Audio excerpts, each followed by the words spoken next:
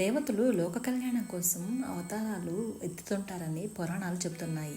ఇంకా భక్తులను అనుగ్రహించడం కోసం అమ్మవారు అనేక రూపాల్లో అవతరిస్తుందని చెప్తుంటారు. అలాంటి వాటిలో శ్రీ వాసవి కన్యకా పరమేశ్వరి రూపానికి ఎంతో విశిష్టత ఉంది. కన్య పరమేశ్వరి దేవతగా అవతరించి అక్కడి వైశ్యులకి కులదేవతగా మారింది. ఈ రూపంలో అమ్మవారు కొలువుదీరిన ఈ క్షేత్రం పశ్చిమ గోదావరి జిల్లాలోని పెనుగొండలో వెలసిల్లుతోంది.